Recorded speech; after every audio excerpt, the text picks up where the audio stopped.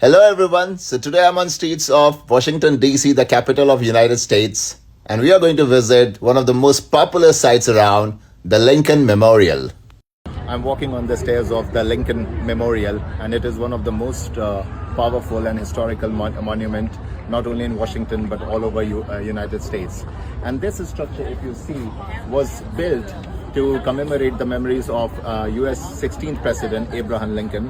And the role of Lincoln also becomes very instrumental if we try to understand the history of American politics. So what happened in 1860s is that the slavery was on its high, and a lot of southern states like Louisiana and Alabama, they wanted to break free from the northern states and the Union of United States in order to preserve slavery and even promote it.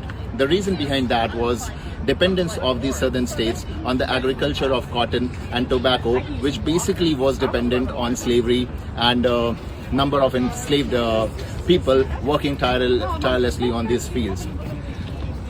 That finally led into a revolt between the southern and the northern states, where the southern states wanted to break free, and they wanted to preserve slavery, which was very much against the principles of the foundation and the values of unity and freedom on which United States was born.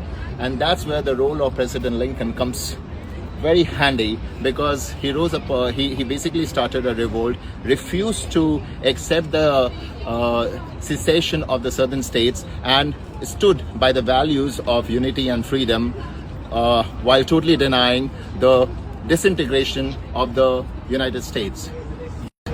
That basically resulted in 4 years of constant battle between the northern and southern states, which also resulted in a lot of casualties and the military attacks between the two parties. But finally Lincoln rose victorious, and typically in 1865 there was end of his secession announced, and slavery was abolished as the turnout of the event. And finally United States could also preserve its unionship, and the country never could be divided. Tragically, in 1865, Lincoln was shot dead, and this structure is basically, that's why while understanding the background of this structure, you would be able to appreciate the historical events the United States has gone through, and how the tall leaders like Lincoln, and there are a few more, have stood by the very ideals of the democracy, freedom, unity on which this great nation was actually built.